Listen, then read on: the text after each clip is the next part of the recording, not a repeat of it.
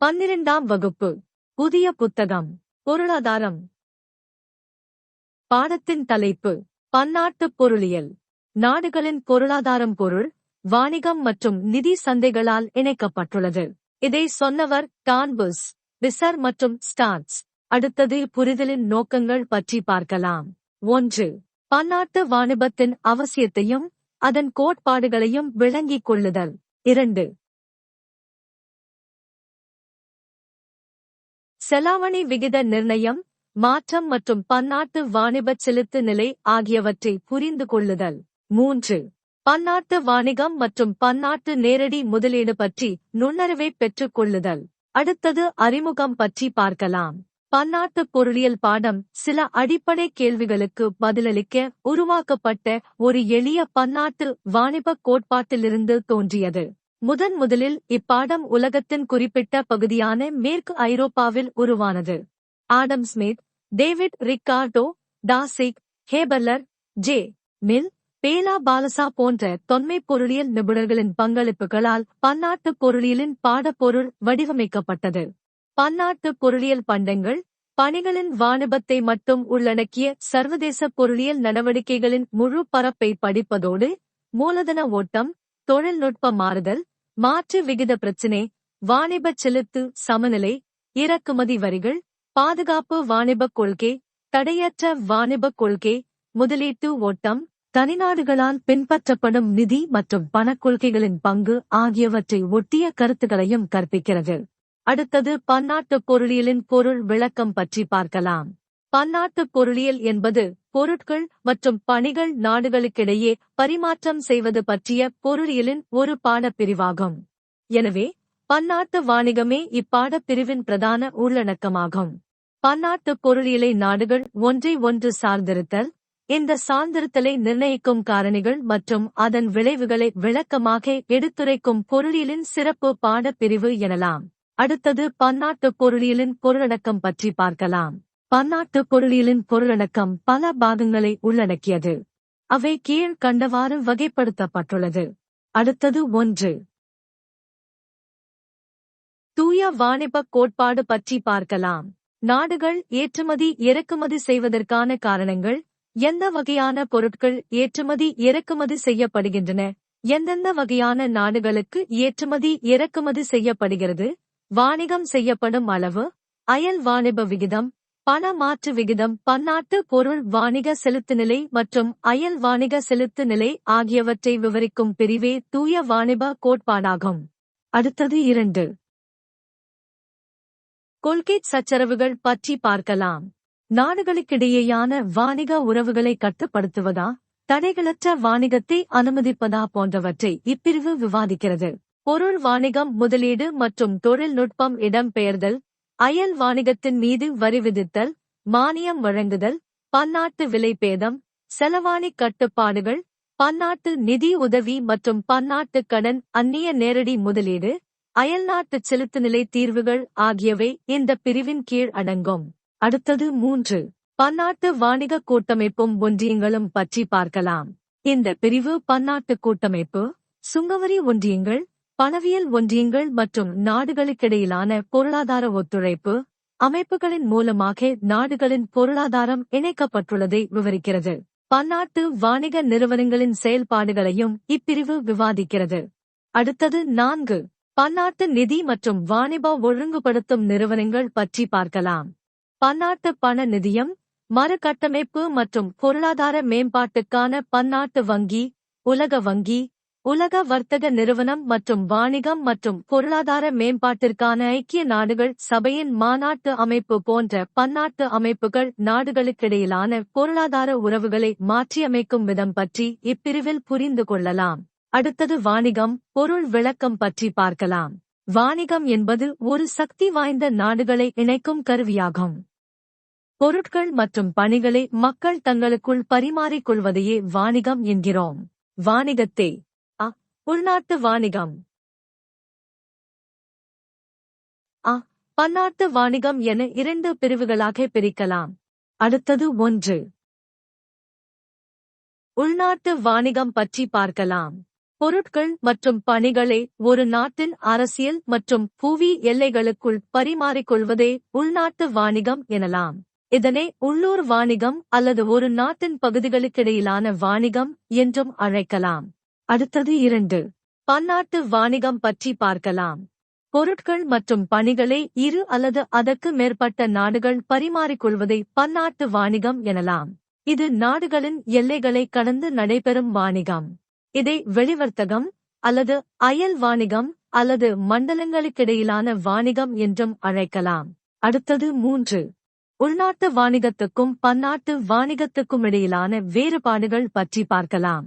அடுத்தது உள்நாட்டு வாணிகம் பற்றி பார்க்கலாம். 1. ஒரு நாட்டிற்குள் மக்கள் மற்றும் நிறுவனங்களுக்கிடையே நடைபெறும் வாணிகம். 2. உழைப்பு மற்றும் மூலதனம் ஒரு நாட்டின் பகுதிகளுக்கிடையே தடையில்லாமல் இடம்பெயர்தல். 3. பொருட்கள் மற்றும் பணிகள் இடம்பெயர்தலில் தடை ஏதுமில்லை. 4. விற்றல் வாங்கலில் ஒரே ஒரு பணம் மட்டுமே பயன்படுத்தப்படுகிறது. 5. புவி அமைப்பு மற்றும் காலநிலை சூழல் கிட்டத்தட்ட ஒரே மாதிரி இருக்கும். 6. வாணிகம் மற்றும் நிதி நடைமுறைகள் ஒரே மாதிரியானவை. 7. அரசமைப்பு முறை மக்களின் பழக்க வழக்கங்கள் மற்றும் அரசின் கொள்கைகளில் வேறுபாடில்லை. அடுத்தது பன்னாட்டு வாணிகம் பற்றி பார்க்கலாம். 1. பல நாட்டின் மக்கள் மற்றும் நிறுவனங்களுக்கிடையிலான வாணிகம். 2. உழைப்பு மற்றும் மூலதனம் நாடுகளுக்கிடையே இடம்பெயர்தல் தடைகளுக்குட்பட்டது. 3. பொருட்கள் மற்றும் பணிகள் இடம்பெயர்தலை சுங்கவரி மற்றும் பங்களவு போன்ற தடைகள் கடினமாக்குகின்றன. 4. பல நாட்டு பணங்கள் பயன்படுத்தப்படுகிறது. 5. புவி அமைப்பு மற்றும் காலநிலை வேறுபடும் இயல்பு கொண்டவை. 6. வாணிகம் மற்றும் நிதி நடைமுறைகள் வேறுபடும் போக்கு கொண்டவை. 7. அரசமைப்பு முறை மக்களின் பழக்க வழக்கங்கள் மற்றும் அரசின் கொள்கைகளில் வேறுபாடுகள் இருக்கும். அடுத்தது பன்னாட்டு வணிக கோட்பாடுகள் பற்றி பார்க்கலாம். பன்னாட்டு வணிக கோட்பாடுகள் தொன்மை கோட்பாடுகள், தற்கால கோட்பாடுகள் என கால அடிப்படையில் பிரிக்கப்பட்டுள்ளன. அடுத்தது 1. பன்னாட்டு வாணிப தொன்மை கோட்பாடுகள் பற்றி பார்க்கலாம். அடுத்தது அறிமுகம் பற்றி பார்க்கலாம். ஆடம் ஸ்மித் 1776ஆம் ஆண்டில் தனி அடக்கச் செலவு கோட்பாட்டினை விளக்கினார். இதை மேலும் செம்மைப்படுத்த டேவிட் ரிக்கார்டோ ஒப்புமை செலவு கோட்பாட்டினை விளக்கினார். இதை J. S. Mill, J. E. Cairnes, C. எப். பாஸ்டபில், எப். டபிள்யூ. டாசிக் மற்றும் கார்ப்பரேட் ஹாபெல்லர் போன்ற பொருளியல் அறிஞர்கள் செழுமைப்படுத்தினார்கள். ஆடம் ஸ்மித் மற்றும் டேவிட் ரிக்கார்டோவின் கோட்பாடுகளை மட்டும் இங்கே கற்றுத் தெளிவோம். அடுத்தது 2. ஆடம் ஸ்மித்தின் முழு செலவு கோட்பாடு பற்றி பார்க்கலாம். வாணிபத் தடைகளற்ற சூழலில் குறைவான அடக்கச் செலவில் பொருளுற்பத்தி செய்யும் தனி தேர்ச்சியை அடைவதனால் அனைத்து நாடுகளுக்கும் பன்னாட்டு வாணிகத்தின் பலன் கிடைக்குமென ஆடம் ஸ்மித் நம்பினார். அடுத்தது தொன்மை வாணிப கோட்பாடுகள் பற்றி பார்க்கலாம். அடுத்தது வணிகவாதம் 16ஆம் நூற்றாண்டுக்கு முன் பற்றி பார்க்கலாம். நாம் அவர்கள் வாணிப கருத்தை கொண்டது. பிற நாட்டின் ஆதாயம் நம் நாட்டின் நஷ்டம். அடுத்தது தடையில்லா வாணிப கோட்பாடுகள் பற்றி பார்க்கலாம். முழு நன்மை ஆடம் ஸ்மித் 1776. ஒப்பீட்டு நன்மை டேவிட் ரிக்கார்டோ 1817. உற்பத்தியில் சிறப்பு தேர்ச்சி பண்டங்களின் தடையில்லா நகர்வு வாணிபத் தொடர்பு கொண்டுள்ள அனைத்து பொருளாதாரங்களுக்கும் நன்மை பயக்கும். அடுத்தது தடையில்லா வாணிபம் சரிசெய்த கோட்பாடுகள் பற்றி பார்க்கலாம். காரணி சரிவிகிதம் ஹெக்ஸெர் ஓலின் 1919. பன்னாட்டு பொருளின் வாழ்க்கை சுழற்சி ரே வெர்னன் 1966. அடுத்தது ஆடம் ஸ்மித்தின் கோட்பாடு பற்றி பார்க்கலாம். ஆடம் ஸ்மித்தின் கருத்தின்படி குறைந்த தனி அடக்கச் செலவில் பொருளுற்பத்தி செய்யும் தேர்ச்சியை நாடுகள் பெற்றிருப்பதே பன்னாட்டு வாணிகம் நடைபெறுவதற்கான அடிப்படையாகும். 2 நாடுகள் பன்னாட்டு வாணிபத்தில் ஈடுபடுகிறது என எடுத்துக்கொள்வோம். அதில் ஒரு நாடு ஒரு பொருளை குறைந்த தனி அடக்கச் செலவில் உற்பத்தி செய்யும் சிறப்பு தேர்ச்சியை பெற்றுள்ளது. மற்றொரு நாடு வேறு பொருளை குறைந்த தனி அடக்கச் செலவில் உற்பத்தி செய்யும் தேர்ச்சியை பெற்றுள்ளது. இந்த 2 நாடுகளும் பொருட்களை பன்னாட்டு வாணிகத்தில் பரிவர்த்தனை செய்து கொண்டால் 2 நாடுகளுக்கும் நல்ல பலன் கிடைக்கும். அடுத்தது எடுகோள்கள் பற்றி பார்க்கலாம். 1. 2 நாடுகள் 2 பொருட்களை உற்பத்தி செய்கின்றன. 2 மாதிரி. 2. உழைப்பு மட்டுமே உற்பத்தியில் பயன்படுத்தப்படும் ஒரே உற்பத்தி காரணி. 3. எல்லா உழைப்பாளர்களும் மாதிரியான இயல்புடையவர்கள். 4. ஒரு பொருளின் செலவு அல்லது விலை அந்த பொருளை உற்பத்தி செய்ய தேவைப்படும் உழைப்பின் அளவைக் கொண்டே மதிப்பிடப்படுகிறது. 5.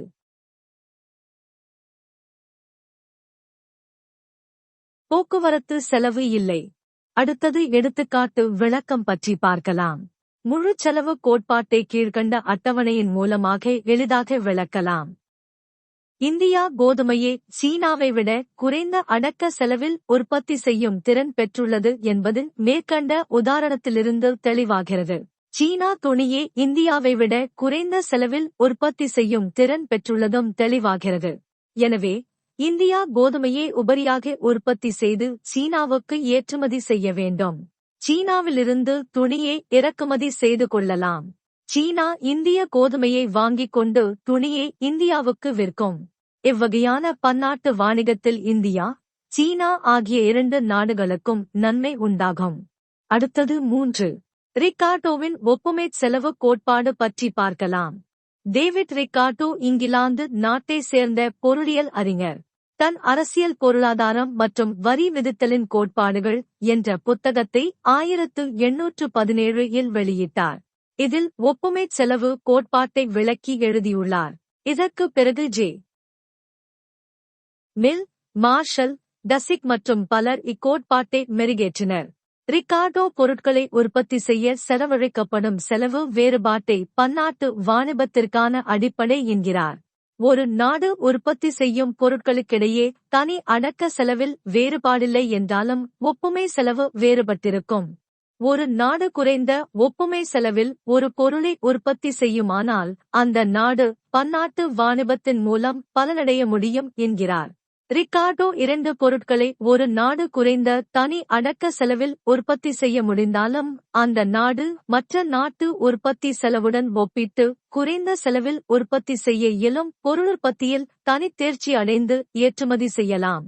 இதேபோன்று எந்த பொருளையும் குறைந்த செலவில் உற்பத்தி செய்ய இயலாத நாடு மற்ற நாட்டின் பொருளுற்பத்தி செலவுடன் ஒப்பிட்டு மிக உயர்வான உற்பத்தி செலவுள்ள பொருள் உற்பத்தியை நிறுத்திவிட்டு அவற்றை இறக்குமதி செய்து பலனடையலாம். அடுத்தது எடுகோள்கள் பற்றி பார்க்கலாம். 1. 2 நாடுகள் 2 பொருட்களை உற்பத்தி செய்கின்றன. 2 மாதிரி. 2. கூலிச் செலவு மட்டுமே உற்பத்தி செலவாகும். 3. உழைப்பாளர்கள் அனைவரும் சமமான திறன் பெற்றவர்கள். 4. உழைப்பு ஒரு நாட்டுக்குள் இடம்பெயரத்தக்கது. நாடுகளுக்கிடையே இடம்பெயர இயலாதது. 5. உற்பத்தியளவு மாறா விளைவு விதிக்குட்பட்டது. 6. நாடுகள் பன்னாட்டு வாணிகத்தின் மீது தடைகளை விதிப்பதில்லை. 7. உற்பத்தி தொழில்நுட்பத்தில் மாற்றங்கள் நிகழ்வதில்லை. 8. போக்குவரத்து செலவு கணக்கிலெடுத்துக் கொள்வதில்லை. 9. நாட்டின் சந்தையில் நிறைவு போட்டி நிலவுகிறது. 10. உற்பத்தி வளங்கள் முழுவதும் உற்பத்தியில் ஈடுபடுத்தப்படுகின்றன. 11. நாட்டின் பொருளாதார நடவடிக்கைகளில் அரசு தலையிடுவதில்லை. அடுத்தது திறனாய்வு பற்றி பார்க்கலாம். 1. உழைப்பு செலவு உற்பத்தி செலவில் ஒரு பகுதிதான். எனவே உழைப்பு செலவு அடிப்படையில் விவரிக்கப்பட்டுள்ள கோட்பாடு உண்மையை பிரதிபலிக்கவில்லை. 2. பல்வேறு நாட்டு தொழிலாளிகள் ஒரே அளவு திறன் பெற்றவர்களல்லர். அடுத்தது 4. புதிய பன்னாட்டு வாணிபக் கோட்பாடு பற்றி பார்க்கலாம். அடுத்தது அறிமுகம் பற்றி பார்க்கலாம். சுவீடன் நாட்டு பொருளியல் அறிஞர் இலி ஹெக்சர் 1919 ஒரு பன்னாட்டு வாணிக கோட்பாட்டை விளக்கினார். அந்த கோட்பாட்டை மேலும் விளக்கங்களை கொடுத்து ஹெக்சரின் மாணவரான பெர்டில் ஒலின் விரிவுபடுத்தினார். இந்த கோட்பாடு ரிக்கார்டோவின் கோட்பாட்டின் விரிவாக்கமாகவும் அமைந்தது. நாடுகளுக்கிடையே உற்பத்தி வளங்களின் அளிப்பு அளவில் நிலவும் வேறுபாடே பன்னாட்டு வாணிகத்துக்கான காரணம் என்ற இலி ஹெக்சரின் உற்பத்தி வள வேறுபாடு கோட்பாட்டை புதிய பன்னாட்டு வாணிக கோட்பாடு என்றழைக்கிறோம். அடுத்தது காரணி இருப்பு மாதிரி பார்க்கலாம். ஹெக்சர் ஒலின் உருவாக்கினார். அதிகமான காரணி இருப்புகளைக் கொண்ட நாடுகள் உற்பத்தியில் சிறப்பு தேர்ச்சி பெற்று வாணிபத்தில் ஈடுபடலாம். திறன் உழைப்பின் இருப்பு சிறப்பு தேர்ச்சி ஏற்றுமதி திறனற்ற உழைப்பு கொண்ட நாடுகளால் உற்பத்தி செய்யப்பட்ட பண்டங்கள் பணிகளுக்கு பரிமாற்றம் செய்தல். ஏற்றுமதிகள் இருப்பு அதிகமாக உள்ள காரணியுடன் தொடர்புடையது. இறக்குமதிகள் பற்றாக்குறையான காரணியுடன் தொடர்புடையது. அதிக காரணி பெயர்வு என்பதை எடுகோளாக கொள்கிறது. கோட்பாடு ஒப்புமை செலவு வேறுபாடே பன்னாட்டு வாணிகத்திற்கான காரணம் என தொன்மை கோட்பாடுகளில் காணப்படுகிறது. மேலும் தொன்மை கோட்பாடு உழைப்பை மட்டுமே உற்பத்தி காரணியாக கருதுகிறது. ஆனால் புதிய வாணிக கோட்பாடு ஒப்புமை செலவு வேறுபாட்டிற்கான காரணங்களை விளக்குகிறது. கீழ்கண்ட 2 காரணங்களால் நாடுகளுக்கிடையே ஒப்புமை செலவு வேறுபடுகின்றது. 1. நாடுகள் பெற்றுள்ள உற்பத்தி காரணிகள் அளவு வேறுபடுகிறது. 2. உற்பத்திக்கு தேவைப்படும் உற்பத்தி காரணிகளின் விகிதமும் வேறுபடுகிறது. எடுகோள்கள் 1. 2 நாடுகள் 2 உற்பத்தி காரணிகளை பயன்படுத்தி 2 விதமான பொருட்களை உற்பத்தி செய்கிறது. 2x2x2 மாதிரி. 2 நாடுகள் வெவ்வேறு அளவுகளில் உற்பத்தி காரணிகளை பெற்றுள்ளது. 3 பொருட்கள் அவற்றின் உற்பத்தியில் உற்பத்தி காரணியின் தேவைப்படும் அளவு தீவிரத்தன்மையை பொறுத்து வகைப்படுத்தப்படுகிறது. 4 2 நாடுகளும் ஒரே விதமான உற்பத்தி தொழில்நுட்பத்தை பயன்படுத்துகின்றன. 5 2 நாடுகளும் ஒரே இயல்பான தேவையை பெற்றுள்ளன. 6 2 நாட்டின் பொருள் மற்றும் உற்பத்தி காரணிகளுக்கான சந்தையில் நிறைவு போட்டி நிலவுகிறது. விளக்கம் மூலதனம் மிகுதியாக உள்ள நாடு அதிக முதலீட்டில் உற்பத்தியாகும் பொருட்களை ஏற்றுமதி செய்யும். உழைப்பாளர்கள் மிகுதியாக உள்ள நாடு அதிக உழைப்பினால் தயாரிக்கப்படும் பொருட்களை ஏற்றுமதி செய்யும் என ஹெக்ஸர் ஒலின் கூறுகிறார்கள். ஒரு உற்பத்தி காரணி மிகுதியாக கிடைக்கிறதா பற்றாக்குறையாக உள்ளதா என்பது மற்ற காரணிகள் கிடைக்கும் அளவை பொறுத்தது. ஒரு நாட்டின் மூலதன அளவிற்கும் மற்ற உற்பத்தி காரணி அளவிற்குமான விகிதம் மற்ற நாடுகளின் விகிதத்தை விட அதிகமாக இருந்தால் அந்த நாட்டை மூலதனம் மிகுந்த நாடு எனக் கருதலாம். உதாரண விளக்கம் இந்தியா அதிக மூலதனம் உள்ள நாடு போன்று தோன்றினாலும் அமெரிக்காவே மூலதனம் மிகுந்த நாடாகும் என்பது அமெரிக்காவின் மூலதன உழைப்பு விகிதமான 1.25 இந்தியாவின் 0.8 விட அதிகமிருப்பதிலிருந்து புரிகிறது. குறைபாடுகள்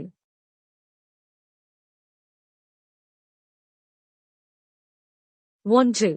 நாடுகளில் உற்பத்தி காரணிகளின் இருப்பளவு காலத்திற்கேற்றாற்போல மாறலாம். 2. உற்பத்தி காரணிகளின் திறன் நாடுகளுக்கிடையே வேறுபடலாம். உழைப்பாளர்களின் எண்ணிக்கை கவனத்தில் எடுத்துக்கொண்டால் அமெரிக்கா உழைப்பாளர் பற்றாக்குறை உள்ள நாடு போன்று தோன்றும். ஆனால் உழைப்பாளர்களின் உற்பத்தி திறனை கணக்கில் எடுத்துக்கொண்டால் அமெரிக்கா உழைப்பாளர்கள் மிகுந்த நாடாகும். அடுத்தது 5. தொன்மை மற்றும் புதிய கோட்பாடுகள் ஒப்பீடு பற்றி பார்க்கலாம். அடுத்தது தொன்மை பன்னாட்டு வாணிப கோட்பாடு பற்றி பார்க்கலாம். 1. பன்னாட்டு வாணிபத்தை விளக்குவதற்கு உழைப்பைச் சார்ந்த மதிப்பு கோட்பாட்டை அடிப்படையாகக் கொண்டது. 2. இது ஒரு காரணி உழைப்பு மாதிரியாகும். 3. ஒப்புமை செலவு வேறுபாட்டிற்கு உழைப்பாளர்களின் உற்பத்தித்திறன் வேறுபாடுகள் காரணம் என்கிறது. அடுத்தது புதிய பன்னாட்டு வாணிப கோட்பாடு பற்றி பார்க்கலாம். 1. பன்னாட்டு வாணிபத்தை விளக்குவதற்கு பொது மதிப்பு கோட்பாட்டை அடிப்படையாகக் கொண்டது. 2. இது ஒரு காரணி உழைப்பு மூலதனம் மாதிரியாகும். 3. ஒப்புமை செலவு வேறுபாட்டிற்கு உற்பத்தி காரணிகளின் கிடைப்பளவு வேறுபாடே காரணம் என நம்புகிறது. அடுத்தது பன்னாட்டு வாணிகத்தின் நன்மைகள் பற்றி பார்க்கலாம். பன்னாட்டு வாணிகத்தில் ஈடுபடும் நாடுகளுக்கு அது பல ஆதாயங்களை வழங்குகிறது.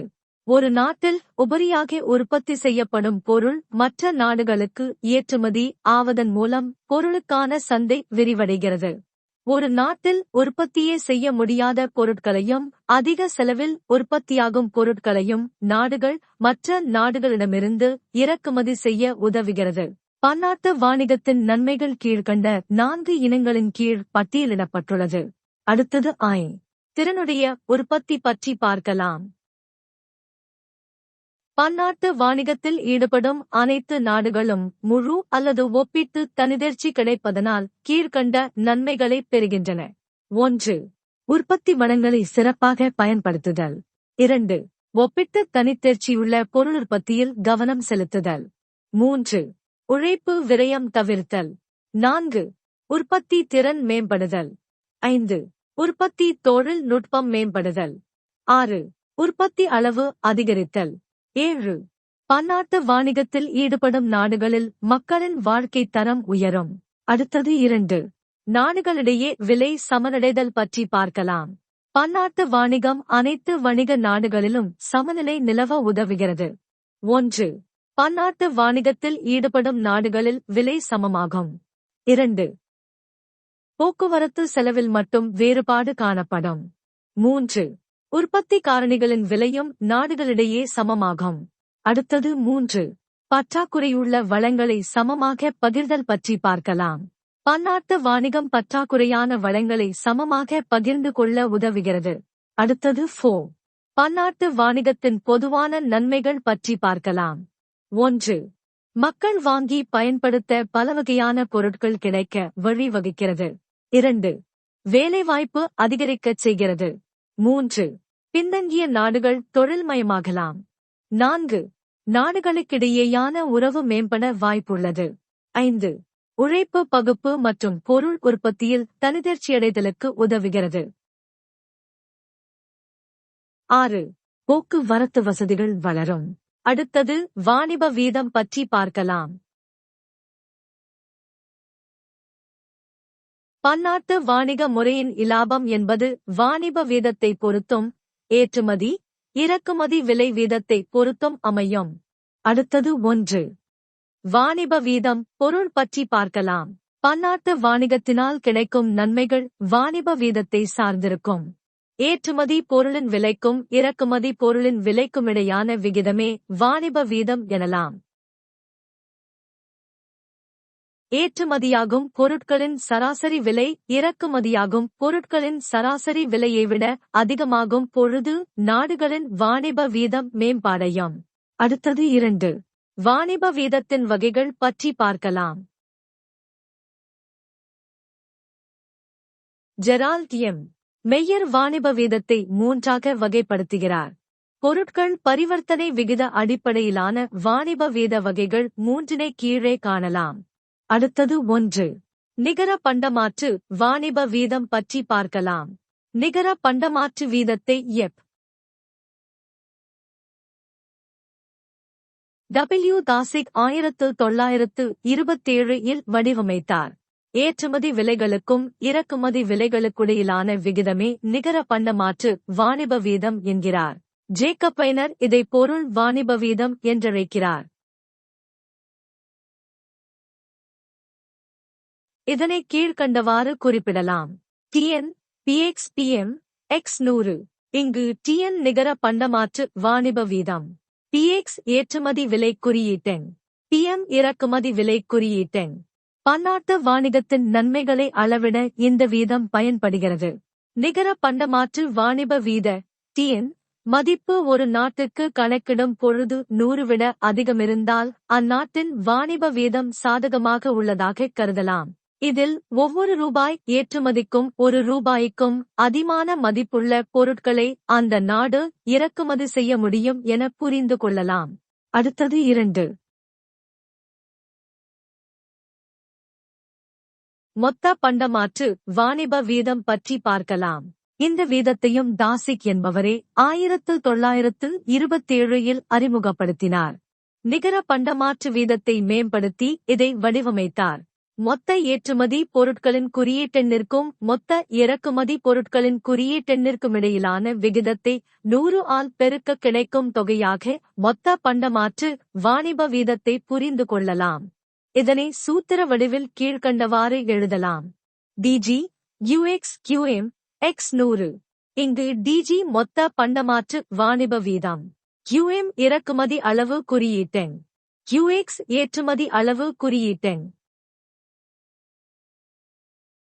ஒரு குறிப்பிட்ட அளவு ஏற்றுமதி செய்யும் நாடு எந்த அளவு பொருட்களை இறக்குமதி செய்து கொள்ளலாம் என மொத்த பண்டமாற்று வாணிப வீதம் சுட்டிக்காட்டுகிறது. அடுத்தது 3. வருவாய் வாணிப வீதம் பற்றி பார்க்கலாம். வருவாய் வாணிப வீத கருத்தை G. S. டோரான்ஸ் என்பவர் 1948 உருவாக்கினார். ஏற்றுமதி விலை குறியீட்டெண்ணை இறக்குமதி விலை குறியீட்டெண்ணால் வகுத்து வரும் ஈவுத்தொகையே ஏற்றுமதி அளவு குறியீட்டெண்ணால் பெருக்க கிடைக்கும் தொகையே வருவாய் வாணிப வீதமாகும். நிகர பண்டமாற்று வாணிப வீதத்தை ஏற்றுமதி அளவு குறியீட்டெண்ணால் பெருக்கியும் வருவாய் வாணிப வீதம் கணக்கிட முடியும் என்பது கவனிக்கத்தக்கது. டிவாய் பிஎக்ஸ்பிஎம் யுஎக்ஸ். இங்கு டிவாய் வருவாய் வாணிப வீதம், பிஎக்ஸ் ஏற்றுமதி விலை அளவு குறியீட்டெண், பிஎம் இறக்குமதி விலை அளவு குறியீட்டெண், யுஎக்ஸ் ஏற்றுமதி அளவு குறியீட்டெண். அடுத்தது 3. உற்பத்தி காரணிகள் பரிமாற்றம் அடிப்படையிலான வாணிப வீத வகைகள் பற்றி பார்க்கலாம். உற்பத்தி காரணிகள் பரிமாற்றத்தின் அடிப்படையில் 2 வகையான வாணிப வீதங்கள் உள்ளன. அவை இரண்டும் கீழே குறிப்பிடப்பட்டுள்ளன. அடுத்தது 1. ஒற்றைக் காரணி வாணிப வீதம் பற்றி பார்க்கலாம். ஜேக்கப் வைனர் ஒற்றைக் காரணி வாணிப வீதத்தை வடிவமைத்தார். பண்ட பரிமாற்ற வாணிப வீதத்தை விரிவுபடுத்தி இந்த வாணிப வீத சூத்திரத்தை உருவாக்கினார். ஏற்றுமதி விலை குறியீட்டெண்ணிற்கும் இறக்குமதி விலை குறியீட்டெண்ணுக்குமிடையேயான விகிதத்தில் ஏற்றுமதிக்கான உற்பத்தி தொழில்துறையின் உற்பத்தி திறன் குறியீட்டெண்ணின் மதிப்பினால் மாற்றம் செய்யப்பட்ட வீதமே ஒற்றைக் காரணி வாணிப வீதமாகும். அடுத்தது 2. இரட்டைக் காரணி வாணிப வீதம் பற்றி பார்க்கலாம். இந்த வீதத்தையும் வைனரே வடிவமைத்தார். இதன் சூத்திர வடிவம் கீழ்வருமாறு. டிஎப்எப் பிஎக்ஸ்பிஎம் எஃப்எக்ஸ்எஃப்எம். இங்கு டிஎப்எப் இரட்டைக் காரணி வாணிப வீதம், பிஎக்ஸ் ஏற்றுமதி விலை குறியீட்டெண், பிஎம் இறக்குமதி விலை குறியீட்டெண், எஃப்எக்ஸ் ஏற்றுமதி பொருள் உற்பத்தி தொழில் உற்பத்தி திறன் குறியீட்டெண், எஃப்எம் இறக்குமதி பொருள் உற்பத்தி செய்யும் நாட்டில் அத்துறையின் உற்பத்தி திறன் குறியீட்டெண். அடுத்தது வாணிப கொடுப்பல் நிலையம் அயல்நாட்டு செலுத்து நிலையம் பற்றி பார்க்கலாம். வாணிப கொடுப்பல் நிலையம் அயல்நாட்டு செலுத்தல் நிலையம் பன்னாட்டு வாணிபத்தின் 2 பிரதான கருத்துக்களாகும். இவை இரண்டையும் தெளிவாக புரிந்து கொண்டால் பன்னாட்டு வாணிகத்தின் அடிப்படை சிக்கல்களை எளிதாக புரிந்து கொள்ளலாம். அடுத்தது 1. வாணிப கொடுப்பல் நிலை பாட் பற்றி பார்க்கலாம். ஒரு நாட்டின் ஒரு குறிப்பிட்ட ஆண்டில் பண்டங்களின் ஏற்றுமதி மற்றும் இறக்குமதி மதிப்பையே வாணிப கொடுப்பல் நிலை என்கிறோம். ஒரு நாட்டின் வாணிப கொடுப்பல் நிலை அறிக்கையில் பண்டங்களின் ஏற்றுமதி மற்றும் இறக்குமதி விவரங்கள் மட்டுமே தொகுத்தளிக்கப்படுவது கவனிக்கத்தக்கது. பொருட்கள் ஏற்றுமதி இறக்குமதியே புலப்படும் வாணிகம் எனவும் அழைக்கலாம். ஏனென்றால் பொருட்களை கண்ணால் காணவும் தொட்டுணரவும் முடியும். அடுத்தது சாதகமான வாணிப கொடுப்பல் நிலை பற்றி பார்க்கலாம். ஒரு குறிப்பிட்ட நேரத்தில் ஒரு நாட்டின் பண்ட ஏற்றுமதியின் மொத்த மதிப்பு இறக்குமதியின் மொத்த மதிப்பை விட அதிகமாக இருந்தால் அந்த நாடு சாதகமான வாணிப கொடுப்பல் நிலை பெற்றிருப்பதாக கருதலாம். அடுத்தது பாதகமான வாணிப கொடுப்பல் நிலை பற்றி பார்க்கலாம். ஒரு நாட்டின் பண்ட ஏற்றுமதியின் மொத்த மதிப்பு பண்ட இறக்குமதியின் மொத்த மதிப்பை விட குறைவாக இருந்தால் அந்த நாடு பாதகமான வாணிப கொடுப்பல் நிலையை பெற்றிருப்பதாக கூறலாம். அடுத்தது 2. அயல் நாட்டு செலுத்து நிலை பாப் பற்றி பார்க்கலாம். நாடுகளுக்கிடையே பொருட்கள் மட்டுமல்லாமல் பணிகள், மூலதனம், பணம் போன்றவையும் பரிமாறிக்கொள்ளப்படுகிறது. இவற்றையும் உள்ளடக்கிய சமநிலையே ஒரு நாடு அடைய வேண்டும். இவை எல்லாவற்றையும் உள்ளடக்கிய தொகுப்பு அறிக்கையே அயல்நாட்டுச் செலுத்து நிலை. அடுத்தது அயல்நாட்டுச் செலுத்து நிலை பொருள் விளக்கம் பற்றி பார்க்கலாம். ஒரு நாடு ஒரு குறிப்பிட்ட காலத்தில் உலக நாடுகளுடன் மேற்கொள்ளும் பொருளாதார பரிவர்த்தனை அறிக்கையே அயல்நாட்டுச் செலுத்து நிலை என்கிறோம். இது இரட்டை பதிவு கணக்கியல் முறையில் தயாரிக்கப்படும் அறிக்கையாகும். உலக நாடுகளிலிருந்து பெறப்படும் கட்டணத் தொகைகளை வரவு பரிவர்த்தனையாகவும் மற்ற நாடுகளுக்கு செலுத்த வேண்டிய செலவுத் தொகைகளை பற்றி பரிவர்த்தனையாகவும் பதிவு செய்யப்படுகிறது. பண்டம் மற்றும் பணிகளின் ஏற்றுமதி. ஒரு நாட்டின் தொழிலாளர்கள் வெளிநாடுகளிலிருந்து அனுப்பும் தொகை, வெளிநாட்டுக் கடன், அந்நிய மூலதனம் மற்றும் தங்கம் உள்ளிட்ட அந்நிய செலாவணி விற்பனையில் கிடைக்கும் வருவாய் போன்றவை பிரதான வரவினங்களாகும். பொருட்கள் மற்றும் பணிகள் இறக்குமதி. நாட்டில் வாழும் வெளிநாட்டினர் அவர்கள் தாய்நாட்டிற்கு அனுப்பும் தொகை, வெளிநாடுகளுக்கு கடன் கொடுத்தல், வெளிநாடுகளில் முதலீடு செய்தல் மற்றும் தங்கம் உள்ளிட்ட அந்நிய செலாவணிகளை வாங்குதல் ஆகியவை பற்றி பரிவர்த்தனையாக பதியப்படும் பிரதான செலவினங்களாகும். அடுத்தது 3. அயல்நாட்டுச் செலுத்து நிலையின் கூறுகள் பற்றி பார்க்கலாம். வரவு மற்றும் பற்று இனங்கள் நேர்க்கிடையாக அயல்நாட்டுச் செலுத்து நிலை அறிக்கையில் பதியப்படுகிறது. அவை படுக்கை கிடைமட்டமாக கீழ்கண்ட 3 இனங்களாக வகைப்படுத்தப்படுகிறது. நடப்பு கணக்கு, மூலதன கணக்கு, மைய வங்கி தீர்வு கணக்கு அல்லது மைய வங்கி நிதி சொத்து கையிருப்பு கணக்கு. அடுத்தது நடப்பு கணக்கு பற்றி பார்க்கலாம். பன்னாட்டு பண்ட பரிவர்த்தனைகள், பன்னாட்டு பணி பரிவர்த்தனைகள், உற்பத்தி காரணி வருவாய் மற்றும் பரிசு தொகை பரிவர்த்தனைகள் இந்த கணக்கின் கீழ் பதியப்படுகிறது. அடுத்தது மூலதன கணக்கு பற்றி பார்க்கலாம். வெளிநாட்டுக் கடன், அந்நிய முதலீடு, பன்னாட்டு பண மற்றும் நிதி சந்தை விற்றல் வாங்கல் பரிவர்த்தனைகள் இந்த கணக்கின் கீழ் பதிவு செய்யப்படுகிறது. அடுத்தது மைய வங்கி நிதி சொத்து கையிருப்பு கணக்கு பற்றி பார்க்கலாம். மைய வங்கியின் கையிருப்பில் உள்ள செலவாணி சொத்துக்களில் நடைபெறும் பரிவர்த்தனை இந்த கணக்கில் பதிவு செய்யப்படுகிறது. நடப்பு மற்றும் மூலதன கணக்கில் உபரி எழுந்தால் கையிருப்பு கணக்கில் சேர்க்கப்படும். பற்றாக்குறை விழுந்தால் கையிருப்பிலிருந்து எடுத்து செலவிடப்படும். எனவேதான் இதற்கு மைய வங்கி கையிருப்பு தீர்வு கணக்கு என்ற பெயரும் வழங்கப்பட்டது. இந்த கணக்கின் கீழ் தங்கத்தின் இருப்பு, எளிதாக மற்ற நாட்டு சிறப்பு எடுப்புரிமை, பன்னாட்டு பண நிதியத்தின் பணம் மற்றும் பன்னாட்டு பண நிதியத்தின் நிகர கடன் பெறும் தகுதி நிலை ஆகியவை பதிவு செய்யப்படுகிறது. அடுத்தது 4. அயல்நாட்டு செலுத்து நிலையின் சமனற்ற நிலை பற்றி பார்க்கலாம். ஒரு நாட்டின் பன்னாட்டு வரவும் செலவும் சமமாக இருந்தால் அந்நாட்டின் அயல்நாட்டு செலுத்து நிலை சமநிலையில் இருக்கும். குறியீடுகளில் இதை எனலாம். Rp1. அடுத்தது சாதகமான அயல் நாட்டு செலுத்து நிலை. ஒரு நாட்டின் பன்னாட்டு வரவு பன்னாட்டு செலவை விட பெரிதாக இருந்தால் அந்நாட்டிற்கு அயல்நாட்டு செலுத்து நிலை சாதகமாக அமையும். இதை குறியீடுகளில் RPI என குறிப்பிடலாம். அடுத்தது பாதகமான அயல்நாட்டு செலுத்து நிலை. பன்னாட்டு வரவு செலவை விட குறைவாக இருந்தால் அந்த நாட்டுக்கு அயல்நாட்டு செலுத்து நிலை பாதகமாகிவிடும். குறியீடுகளில் Rp1 என எழுதலாம். அடுத்தது 5. அயல்நாட்டு செலுத்து நிலை சமனற்ற நிலையின் வகைகள் பற்றி பார்க்கலாம். அயல்நாட்டு செலுத்து சமனற்ற நிலையின் 3 வகைகளை கீழ்க்கண்டவாறு புரிந்து கொள்ளலாம். சுழற்சி சமனற்ற நிலை, நீண்டகால சமனற்ற நிலை, கட்டமைப்பு சமனற்ற நிலை. அடுத்தது சுழற்சி சமனற்ற நிலை பற்றி பார்க்கலாம். வாணிப சுழற்சியின் விளைவாக எழும் அயல்நாட்டு செலுத்து சமனற்ற நிலையை சுழற்சி சமனற்ற நிலை என்கிறோம். கீழ்க்கண்ட 2 காரணங்களால் இது நிகழ்கிறது. முதலாவது, நாடுகள் வாணிப சுழற்சியின் வெவ்வேறு கட்டங்களில் இருப்பது. இரண்டாவது, நாடுகளுக்கிடையே தேவை நிகழ்வு அளவு மாறுபடுவது. அடுத்தது நீண்டகால சமனற்ற நிலை பற்றி பார்க்கலாம். நாடுகள் பொருளாதார வளர்ச்சி படிநிலைகளில் முன்னேறும் பொழுது நீண்டகால தலைகீழ் மாற்றங்கள் நிகழ்வதால் உண்டாகும்.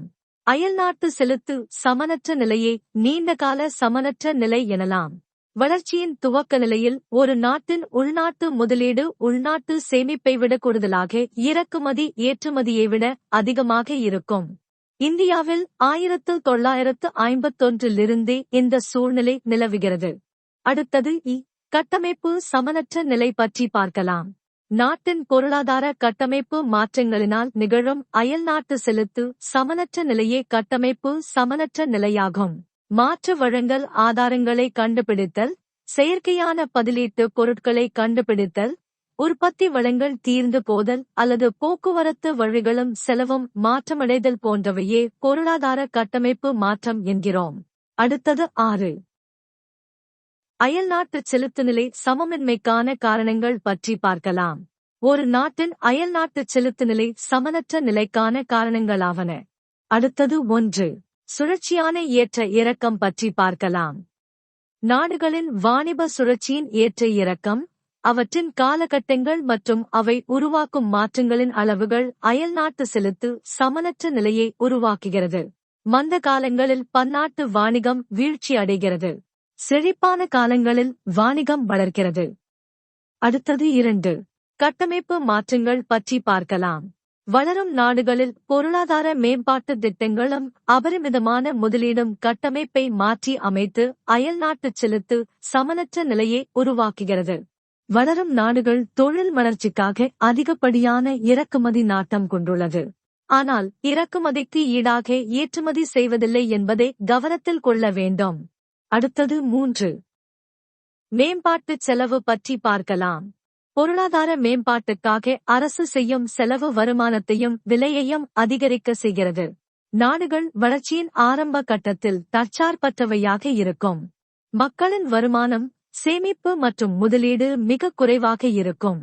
பொருட்கள், மூலதனம் மற்றும் தொழில்நுட்பத்தை பெறுவதற்கு வளர்ந்த நாடுகளை நம்பியிருக்கும். ஏற்றுமதி வாய்ப்பு குறைவு, அதே நேரத்தில் இறக்குமதி நாட்டம் அதிகம். எனவே வளரும் நாடுகளின் அயல்நாட்டு செலுத்துநிலை சமனற்ற நிலையிலேயே உள்ளது. அடுத்தது 4. மிகை நுகர்வு போக்கு பற்றி பார்க்கலாம். ஆடம்பர பொருட்கள் மீதான பேராசை அயல்நாட்டு செலுத்து நிலையில் பாதகமான விளைவுகளை உண்டாக்குகிறது. ஏனென்றால் மிகை நுகர்வு போக்கு இறக்குமதியை அதிகப்படுத்தி ஏற்றுமதி திறனை குறைத்து விடுகிறது. அடுத்தது 5. வெளிக்காட்டும் விளைவு பற்றி பார்க்கலாம். மற்றவர் ஒரு பொருளை பயன்படுத்தும் காட்சியை பார்க்கும் ஒருவர் அந்த பொருளை தானும் பயன்படுத்த வேண்டும் என விருப்பம் கொள்வதே வெளிக்காட்டும் விளைவு. விளம்பரங்கள் மற்றும் திரைப்படங்கள் இவ்வாறான தாக்கத்தை ஏற்படுத்தி வளர்ந்த நாடுகளின் பொருட்களை வளரும் நாட்டு நுகர்வோரை வாங்க வைத்து விடுகிறது. இதன் விளைவாக வளரும் நாடுகளின் இறக்குமதி நாட்டம் அதிகரித்து அயல்நாட்டு செலுத்து நிலையில் பற்றாக்குறை உண்டாகிறது. அடுத்தது 6. வெளிநாட்டில் கடன் வாங்குதல் பற்றி பார்க்கலாம். வெளிநாட்டில் கடன் வாங்கினால் வாங்கும் ஆண்டில் அயல்நாட்டு செலுத்து நிலையில் உபரியும் வட்டியுடன் திரும்ப செலுத்தும் காலங்களில் பற்றாக்குறை சமமின்மையும் ஏற்படும். இதே போன்று வெளிநாட்டு முதலீடு உள்வரும் ஆண்டில் உபரி சமமின்மையும் வெளிநாட்டிற்கு முதலீடு வெளிசெல்லும் ஆண்டுகளில் பற்றாக்குறை சமமின்மையும் உருவாகும். அடுத்தது 7. தொழில்நுட்ப பின்னடைவு பற்றி பார்க்கலாம். உள்நாட்டு தொழில்நுட்பம் பின்தங்கியிருந்தால் புதிய தொழில்நுட்பம் மற்றும் இயந்திரங்களை வெளிநாடுகளிலிருந்து வாங்குவதால் அயல்நாட்டு செலுத்து நிலை சமனற்ற நிலையை அடைகிறது. அடுத்தது 8. பன்னாட்டு அரசியல் பற்றி பார்க்கலாம். போர்க்கருவிகள் மற்றும் ஆயுதங்கள் உற்பத்தி செய்யும் நாடுகள் மற்ற நாடுகளுக்கிடையே நடைபெறும் போர்களை பயன்படுத்தி ஆயுதங்களை மற்ற நாடுகளுக்கு ஏராளமாக விற்பனை செய்கின்றன. போர்களில் வெற்றி பெற பின்தங்கிய நாடுகள் போர்க்கருவிகள் வாங்க தங்களது ஏற்றுமதி வருவாயை செலவிட்டு வாணிப பற்றாக்குறையில் பிடிபடுகின்றன. அயல்நாட்டு செலுத்துநிலை பற்றாக்குறை சமமின்மைக்கு இது வழிவகுக்கிறது. அடுத்தது 7. அயல்நாட்டு செலுத்துநிலை சமமின்மையை நீக்கும் வழிமுறைகள் பற்றி பார்க்கலாம். அடுத்தது அயல்நாட்டு செலுத்து சமமின்மையை நீக்குதல் பற்றி பார்க்கலாம். அடுத்தது தானாக சரியாதல் நிலை பற்றி பார்க்கலாம். 1. விலையை சரிசெய்தல். 2.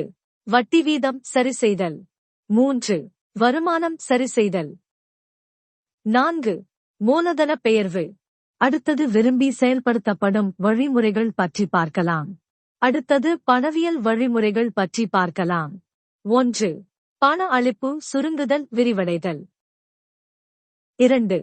பணமாற்று மதிப்பை குறைத்தல் பண மாற்று மதிப்பை அதிகப்படுத்துதல். 3.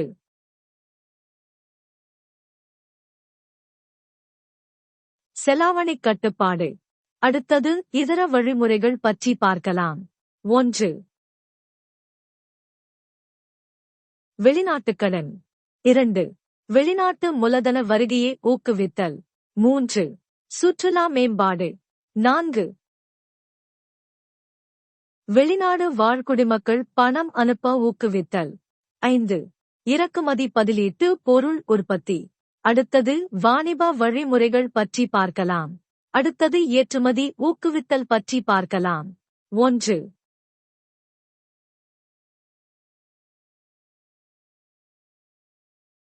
ஏற்றுமதி தீர்வையை நீக்குதல் குறைத்தல். 2. ஏற்றுமதி மானியம். 3. ஏற்றுமதி ஊக்குவித்தல்.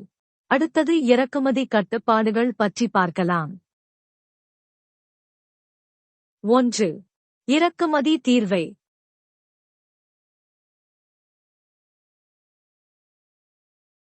2. இறக்குமதி பங்களவு. 3. இறக்குமதி தடை.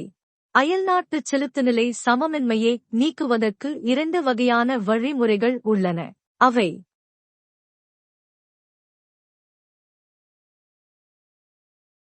1.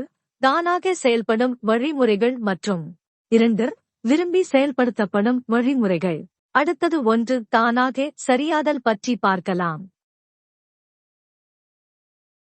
சந்தை விசைகளான தேவையும் அளிப்பும் எந்தவித தலையீடுமின்றி அதிகரிக்க குறைய அனுமதித்தால் காலப்போக்கில் அயல்நாட்டு செலுத்துநிலை தானாக சமநிலையை அடையும் என நம்பப்படுகிறது.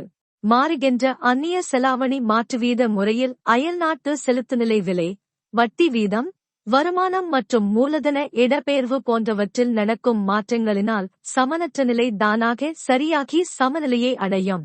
அடுத்தது 1. விலையை சரிசெய்தல் பற்றி பார்க்கலாம்.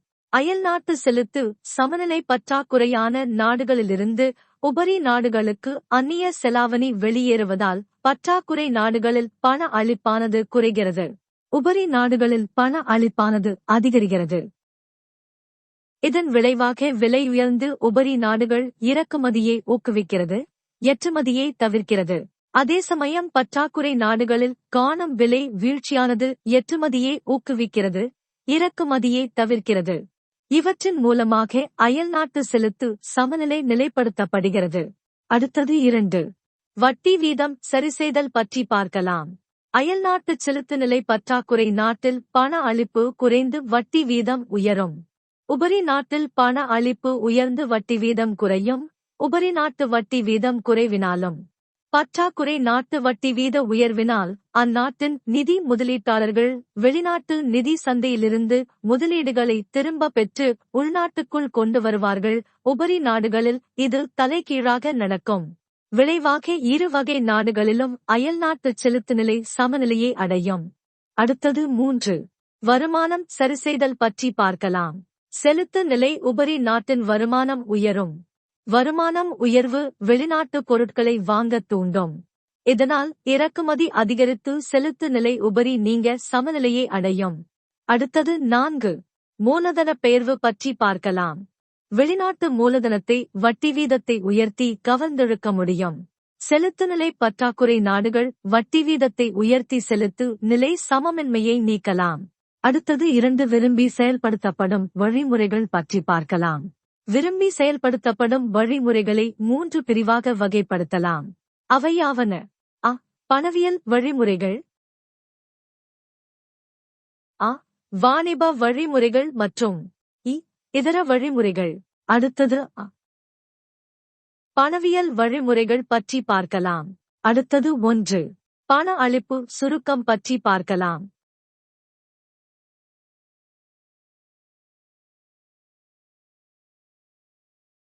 உள்நாட்டுப் பொருட்களின் விலை அதிகமாக இருந்தால் மலிவான வெளிநாட்டு பொருட்களை மக்கள் அதிகம் வாங்குவார்கள். இது இறக்குமதியை உயர்த்திவிடும். வெளிநாட்டினரோ அதிக விலையுள்ள பொருட்களை வாங்க மாட்டார்கள்.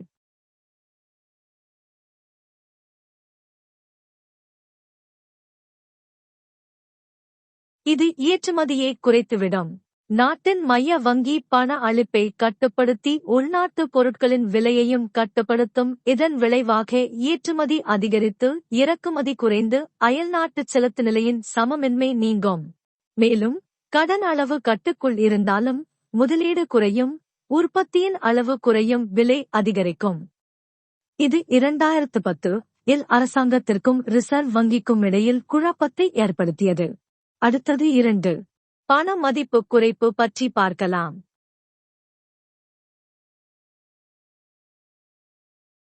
ஒரு நாட்டின் மைய வங்கி அந்நாட்டின் பணத்தை மற்ற நாடுகளின் பண மதிப்பில் தானாக முன்வந்து குறைத்து நிர்ணயிப்பதே செலாவணி மதிப்பு குறைப்பு ஆகும்.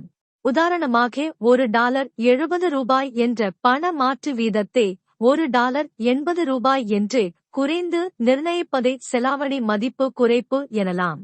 அயல் நாட்டு செலுத்து நிலையில் சமமின்மை உள்ள நாடு தன் பணத்தின் மதிப்பை குறைத்து நிர்ணயித்து ஏற்றுமதிக்கு ஊக்கம் கொடுத்து இறக்குமதிக்கான ஊக்கத்தை கெடுத்து செலுத்து சமமின்மையை சரிசெய்யலாம்.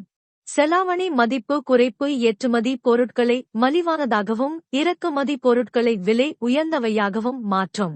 பணமதிப்பிறக்கம் இந்திய உணவுப் பொருட்கள் வெளிநாட்டினருக்கு மலிவான விலையிலும் இந்தியர்களுக்கு வெளிநாட்டு பொருட்கள் உயர்ந்த விலையிலும் கிடைக்க செய்கிறது.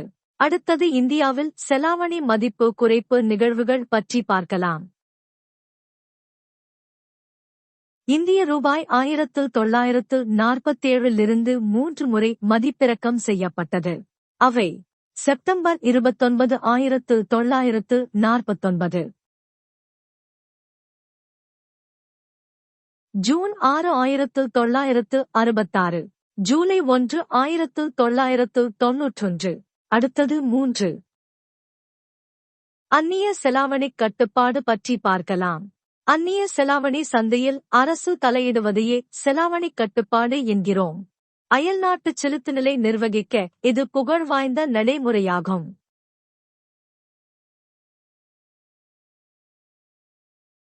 அந்நிய செலாவணி ஈட்டுவதையும் இருப்பு வைப்பதையும் மைய வங்கி முழுமையாக தன் கட்டுப்பாட்டில் வைத்துக் கொள்கிறது. ஏற்றுமதியாளர்கள் போன்ற அந்நிய செலாவணி ஈட்டுபவர்கள் அதை மைய வங்கியிடம் ஒப்படைத்து உள்நாட்டு பணமாக மாற்றி பெற்றுக் கொள்ள வேண்டும். இறக்குமதியாளர்களுக்கும் இம்மாதிரியான கட்டுப்பாடுகள் இருப்பதால் ஒரு நாடு இறக்குமதியையும் சிறப்பாக குறைக்க முடியும். கட்டுப்பாடுகள் பொருள் கடத்தலுக்கு வழிவகுக்கும் என்ற கருத்தும் உண்டு. பத்திரிகைகள் கருத்துப்படி இந்திய விமான நிலையங்களில் தங்கம் கடத்தி வருதலை பிடிப்பது சாதாரணமாக நடந்து கொண்டிருக்கிறது. அடுத்தது 3. வாணிப வழிமுறைகள் பற்றி பார்க்கலாம். ஏற்றுமதிக்கு ஊக்கமளித்து இறக்குமதியை குறைக்கும் வழிமுறைகளையே வாணிப் வழிமுறைகளாகும். அவற்றை இங்கே விவாதிக்கலாம். அடுத்தது 1.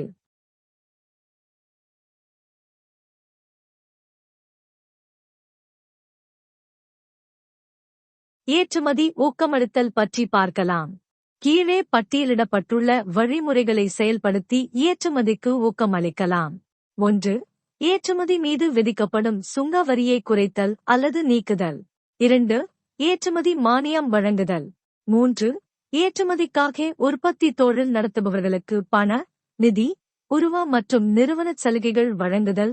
உள்நாட்டு மக்களும் நிறுவனங்களும் பாதிக்கப்படும். அடுத்தது 2.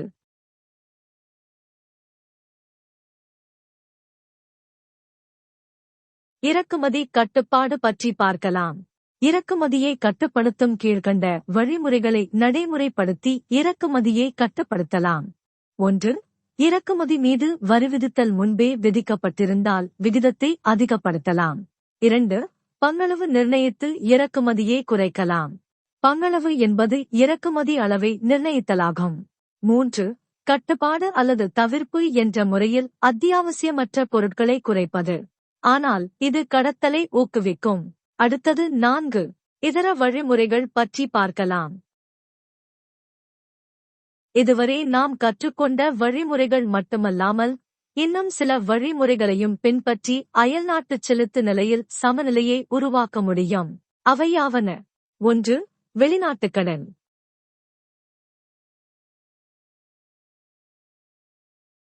2. சலுகைகள் மூலம் வெளிநாட்டு மூலதனத்தை ஈர்த்தல். 3. வெளிநாட்டு சுற்றுலா பயணிகளை ஈர்த்தல். 4. வெளிநாடு வாழ் மக்களின் அனுப்புதல்களை நாட்டுக்குள் கொண்டுவர ஊக்கமளித்தல். 5. இறக்குமதியாகும் பொருட்களை உள்நாட்டிலேயே உற்பத்தி செய்தல். அடுத்தது பண மாற்று வீதம் பற்றி பார்க்கலாம். பண மாற்று வீதத்தை அந்நிய செலாவணி மாற்று வீதம் என்ற சொல்லை பயன்படுத்தியும் குறிப்பிடலாம்.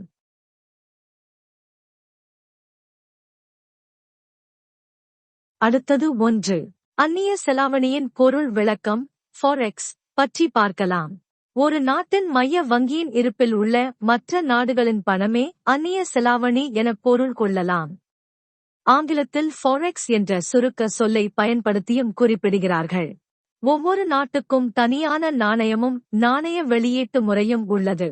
இவற்றை மற்ற நாட்டு பணமாக மாற்றும் செயல்முறைகளையும் விதிகளையும் மற்றும் அலுவலக அமைப்புகளையும் அந்நிய செலாவணி என்ற சொல் விரிவாக குறிக்கிறது.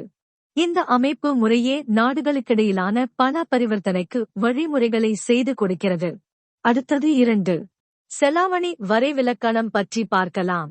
அந்நிய செலாவணி என்பது ஒரு நாட்டின் பணத்தை மற்ற நாட்டு பணமாக மாற்றும் மற்றும் ஒரு நாட்டிலிருந்து பிற நாட்டிற்கு பணத்தை மாற்றும் முறையே ஆகும். அடுத்தது 3. செலாவணி மாற்று வீதம் பற்றி பார்க்கலாம்.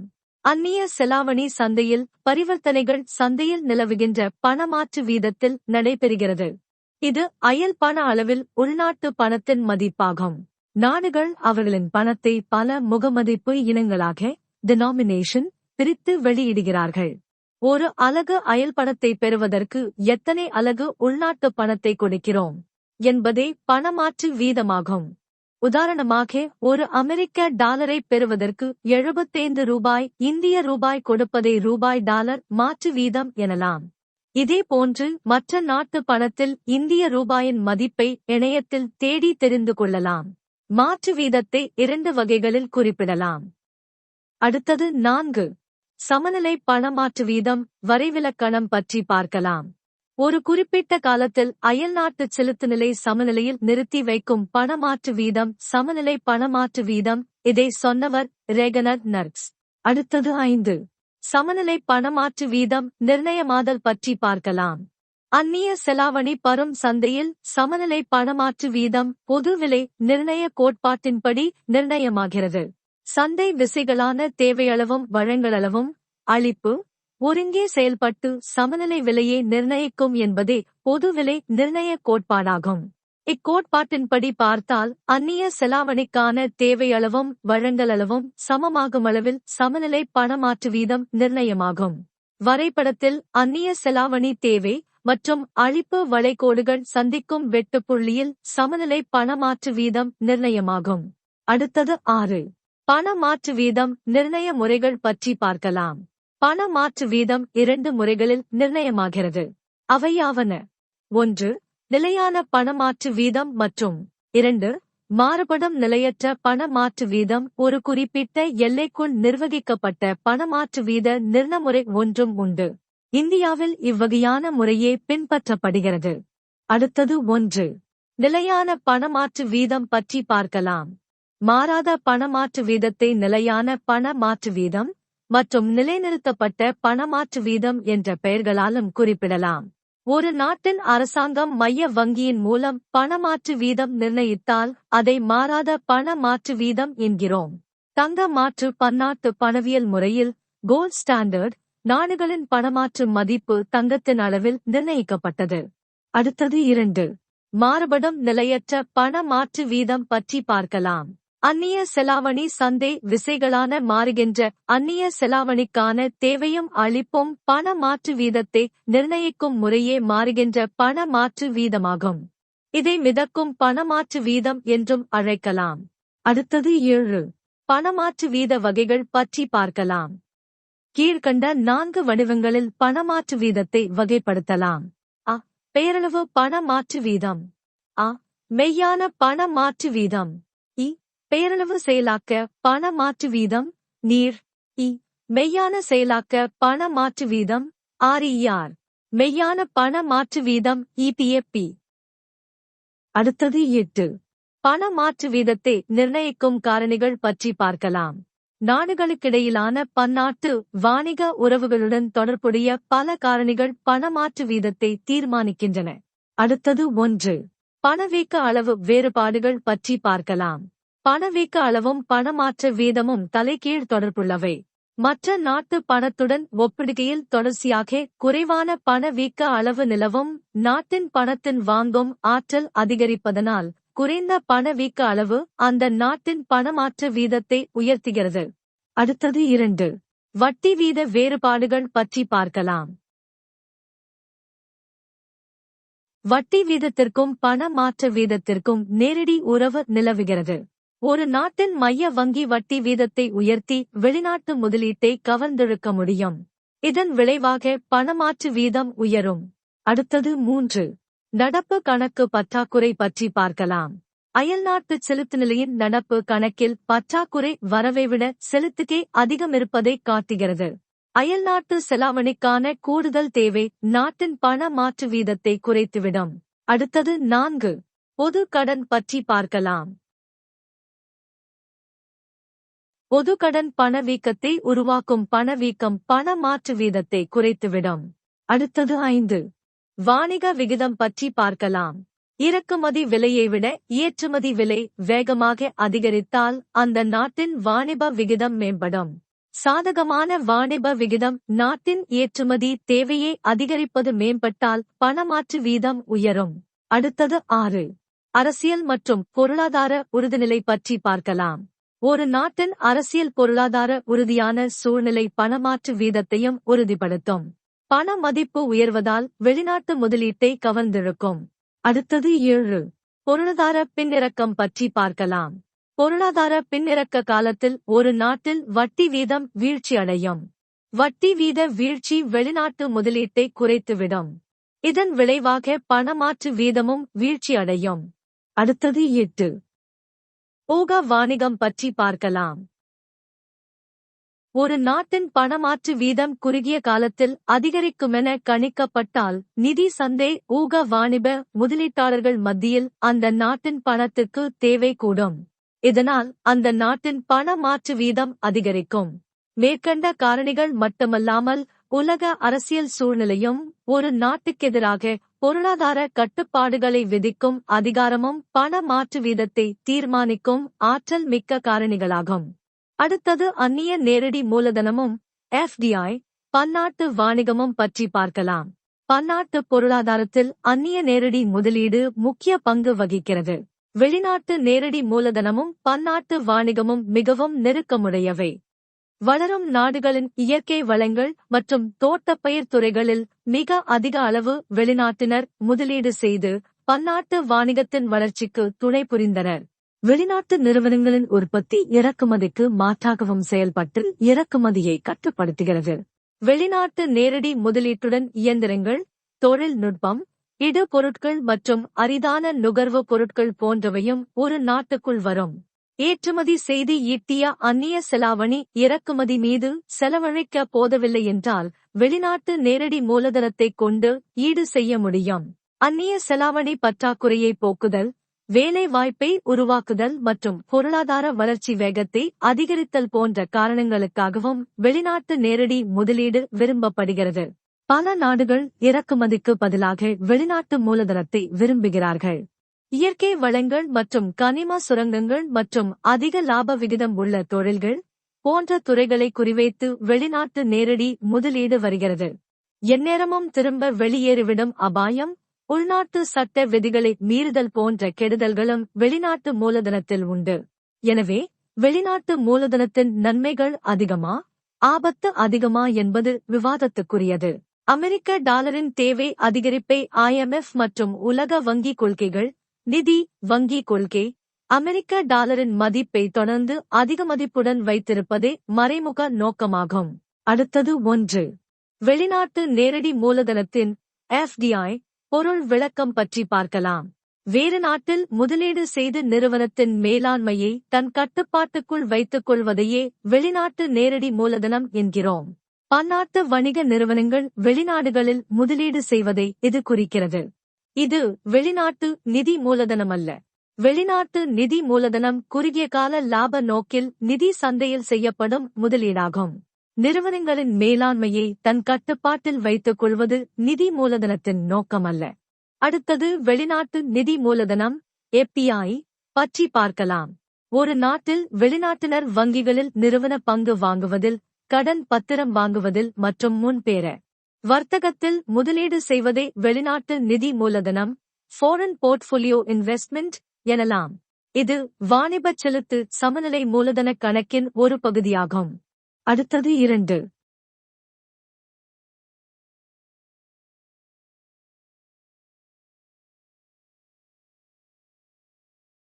வெளிநாட்டு நேரடி மூலதனத்தின் நோக்கங்கள் பற்றி பார்க்கலாம். கீழ்க்கண்டவையே வெளிநாட்டு நேரடி மூலதனத்தின் நோக்கங்கள். 1.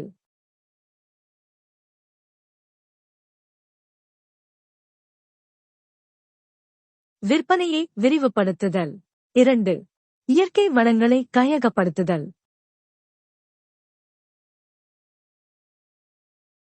3. வாணிக பரவலாக்கம். 4.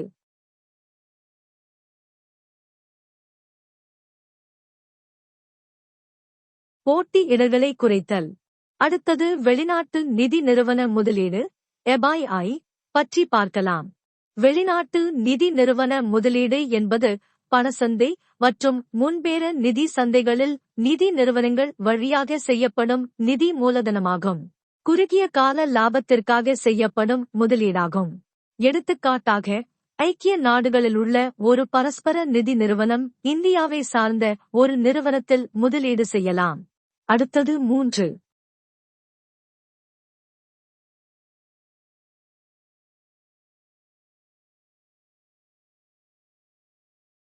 வெளிநாட்டு நேரடி மூலதனத்தின் நன்மைகள் பற்றி பார்க்கலாம். வெளிநாட்டு முதலீடு பெரும்பாலும் நேரடி முதலீடாகவே நாடுகளுக்குள் நுழைகிறது. வெளிநாட்டு நேரடி முதலீட்டின் நன்மைகளை பட்டியலிடுவோம்.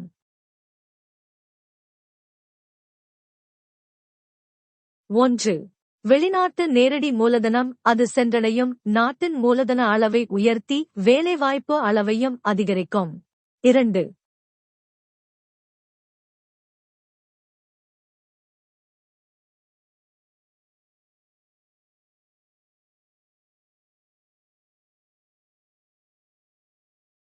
நேரடி வெளிநாட்டு மூலதனம் சென்றடையும் நாட்டுக்கு புதிய தொழில் நுட்பத்தையும் கொண்டு வருகிறது. 3. வெளிநாட்டு நேரடி முதலீடு நுழையும் நாட்டின் அரசுக்கு நிறுவன இலாப வரி செலுத்துவதன் மூலம் வருவாயை கொண்டு வருகிறது. 4. லாபத்தின் ஒரு பகுதியை மறுமுதலீடு செய்வதன் மூலம் தொழில் வளம் பெருகும். 5.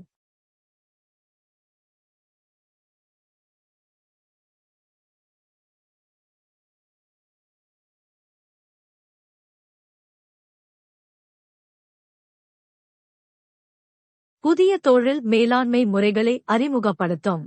6. ஏற்றுமதியை அதிகப்படுத்தி இறக்குமதிக்கான அவசியத்தை குறைத்து அயல்நாட்டு செலுத்துநிலை சமமின்மையை நீக்கும். 7. போட்டியை உருவாக்கி உள்நாட்டு முற்றுரிமையை தகர்க்கும். 8.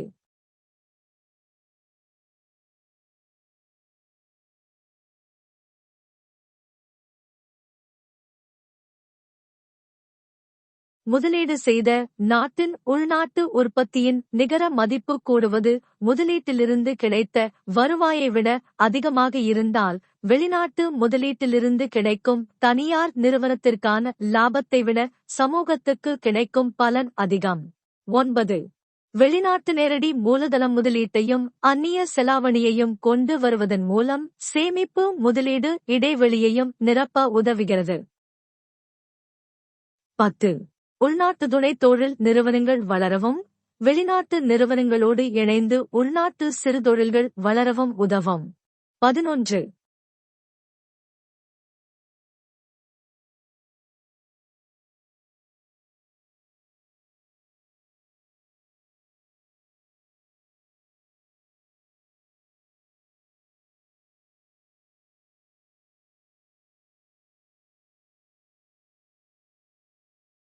உள்நாட்டு தொழில் முனைவோர்களை வெளிநாட்டு மூலதனம் மற்ற நாடுகளில் முதலீடு செய்ய தூண்டுகிறது. இந்திய நிறுவனங்கள் நேபாளம், உகாண்டா, எத்தியோப்பியா மற்றும் கென்யா போன்ற நாடுகளில் முதலீடு செய்துள்ளது. மொரிஷியஸ் மற்றும் சிங்கப்பூர் போன்ற சிறிய நாடுகளின் வழியாகவே மிக அதிக அளவிலான முதலீடு இந்தியாவுக்குள் வந்துள்ளது.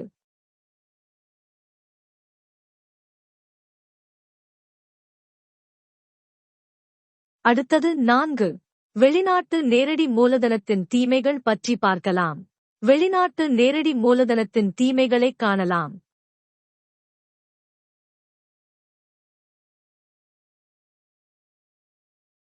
1.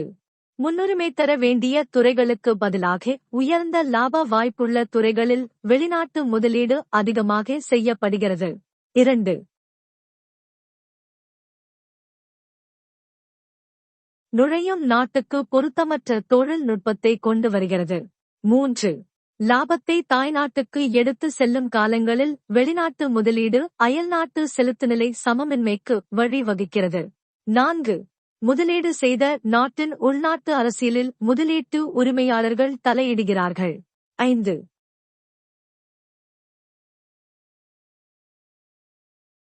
வெளிநாட்டு நிறுவனத்தார் அறமற்ற வணிக நடவடிக்கையில் ஈடுபடுகின்றனர். 6. சிறு மற்றும் குறு தொழில் நிறுவனங்களை வெளிநாட்டு நிறுவனங்கள் நசுக்கிவிடுகிறது. 7. தங்களுடைய பொருளாதார பலத்தால் போட்டி நிறுவனங்களை மூட வைத்து சில்லோர் முற்றுரிமை அல்லது முற்றுரிமை சூழலை உருவாக்குகிறது வெளிநாட்டு மூலதனம். 8. வெளிநாட்டு நிறுவனங்களுக்கு சிறப்பு சலுகைகளை நாடுகள் வழங்குவதால் உள்நாட்டு சேமிப்பு குறைதல், வாணிக வீதம் பாதகமாதல், அயல்நாட்டு செலுத்து நிலை சமமின்மையை சரிசெய்வதில் சிரமங்கள் போன்ற தீய விளைவுகள் உருவாகிறது என்கிறார். அடுத்தது 5. இந்தியாவின் வெளிநாட்டு நேரடி மூலதனம் பற்றி பார்க்கலாம். இந்தியாவில் 1991 இல் பொருளாதார சீர்திருத்தங்கள் செயல்படுத்தப்பட்டது. இது இந்தியாவின் சந்தையை வெளிநாட்டு மூலதனத்திற்கு திறந்துவிட்டது. தொடர்ந்து வெளிநாட்டு மூலதனம் இந்தியாவில் அதிகரித்துக் கொண்டே வருகிறது. இது உழைப்பு மற்றும் முதலீட்டு இடம்பெயர்தலை தாராளமாக்கியது, புதிய தொழில் நுட்பத்தை கொண்டு வந்தது, புதிய மேலாண்மை நுட்பங்களை அறிமுகம் செய்தது, மேலும் இந்தியாவுக்கு பன்னாட்டு சந்தையில் நுழையும் வாய்ப்பையும் உருவாக்கியது. வெளிநாட்டு மூலதனத்தால் பலனடைந்த இந்திய துறைகள்: 1. நிதித்துறை, 2. காப்பீடு, 3. தகவல் தொடர்பு, 4. சுற்றுலா மற்றும் விருந்தோம்பல் துறை, 5. மருந்து உற்பத்தி, 6. மென்பொருள் மற்றும் தகவல் தொழில்நுட்பம். அடுத்தது இந்தியாவில் வெளிநாட்டு மூலதனம் தடை செய்யப்பட்ட துறைகள் பற்றி பார்க்கலாம். 1. போர்க்கருவிகள் மற்றும் ஆயுத உற்பத்தி, 2. அணு ஆற்றல்,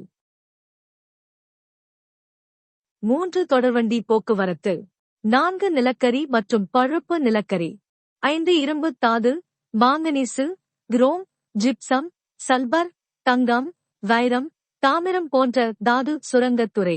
வெளிநாட்டு நேரடி மூலதனம் இந்தியாவுக்குள் 97 மில்லியன் அளவுக்கு 1990-91 இல் வந்தது. இது 5535 மில்லியனாக 2004-05 இல் இருந்தது.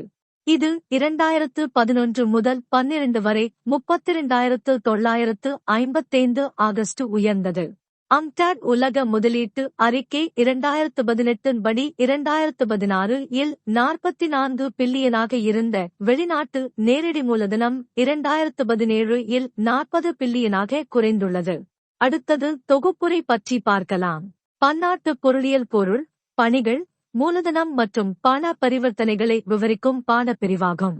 நாடுகள் பன்னாட்டு வாணிகத்தில் ஏன் ஈடுபடுகின்றன மற்றும் அதன் விளைவுகள் என்ன என்பதை விளக்கும் கோட்பாடுகளில் 3 கோட்பாடுகளை பயின்றோம். பன்னாட்டு வாணிகத்தின் பலன்கள், வாணிப வீதம், அயல்நாட்டு செலுத்துநிலை போன்றவை பற்றியும் அவற்றின் சமநிலை மாறினால் மீண்டும் சமநிலையை அடைவதற்கான வழிமுறைகளையும் கற்றுக்கொண்டோம். 2 விதமான பண மாற்று வீத நிர்ணய முறைகள் மற்றும் வெளிநாட்டு நேரடி மூலதனத்தின் நன்மை தீமைகளையும் விவாதித்தோம்.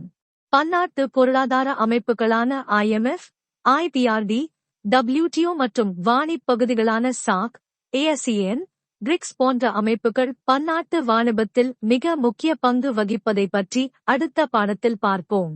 அடுத்தது அறிஞர்பொருள் பற்றி பார்க்கலாம். பன்னாட்டு பொருளியல் பன்னாட்டு வாணிகத்தின் அடிப்படைகளை படிப்பதற்கான பொருளியலின் பாடப்பிரிவாகும். உள்நாட்டு வாணிகம் ஒரு நாட்டின் புவி எல்லைகளுக்குள் நடைபெறும் வாணிகம். பன்னாட்டு வாணிகம் ஒன்றுக்கு மேற்பட்ட நாடுகளுக்கிடையிலான வாணிகம். இது ஒரு நாட்டின் புவி மற்றும் அரசியல் எல்லைகளை கடந்து நடைபெறும் வாணிகமாகும். முழு செலவு வேறுபாடுகள், absolute cost. ஒரு பண்டத்தினை உற்பத்தி செய்ய ஆற்றப்படும் உண்மைச் செலவுகளில் இரு நாடுகளிடையே காணப்படும் வேறுபாடு. ஒப்புமைச் செலவு வேறுபாடுகள் இரு பண்டங்களை உற்பத்தி செய்வதில் ஆற்றப்படும் முழு செலவுகளில் இரு நாடுகளிடையேயான வேறுபாடு. உற்பத்தி காரணி கிடைக்கும் அளவு, ஃபேக்டர் என்டோமெண்ட். ஒரு நாடு ஒரு குறிப்பிட்ட காலத்தில் உற்பத்தி காரணிகளை பெற்றுள்ள அளவு. வாணிக வீதம் ஏற்றுமதிக்கும் இறக்குமதிக்குமிடையிலான விகிதம். வாணிபக் கொடுப்பல் நிலை பொருள் ஏற்றுமதிக்கும் இறக்குமதிக்குமிடையிலான கழித்தல், சப்ட்ராக்ஷன், வேறுபாடு. பொருள் ஏற்றுமதி மற்றும் இறக்குமதி மதிப்பின் நிகர மதிப்பு என்றும் புரிந்து கொள்ளலாம். அயல்நாட்டுச் செலுத்துநிலை ஒரு நாடு உலக நாடுகளுடன் மேற்கொள்ளும் பொருளாதார பரிவர்த்தனைகளை கணக்கியல் முறையில் தொகுத்தளிக்கும் அறிக்கையே அயல்நாட்டுச் செலுத்துநிலை. பண மதிப்பிறக்கம் ஒரு நாட்டின் பணத்தை மற்ற நாடுகளின் பணமாக மாற்றும் வீதத்தை அந்நாட்டின் மைய வங்கி குறைத்து நிர்ணயம் செய்தல். அந்நிய செலாவணி ஒரு நாட்டின் மைய வங்கியின் இருப்பில் உள்ள தங்கம் மற்றும் பிற நாடுகளின் பணம். பண மாற்று வீதம்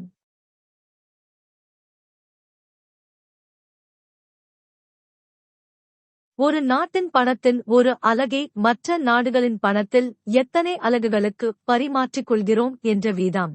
மாறா பண மாற்று வீதம்.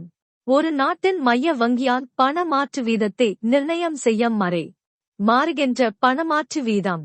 அந்நிய செலாவணி சந்தை விசைகளான அந்நிய செலாவணி தேவையளவும் அளிப்பினளவும் தன்னிச்சையாக செயல்பட்டு நிர்ணயமாகும் பண மாற்று வீதமே மாறுகின்ற பணமாற்று வீதம். வெளிநாட்டு நேரடி மூலதனம். ஒரு நாட்டில் வேறு நாட்டு நிறுவனம் உற்பத்தி துறையில் முதலீடு செய்வதையே வெளிநாட்டு நேரடி மூலதனம் என்கிறோம். இன்றைய பாடம் முடிந்தது. நன்றி.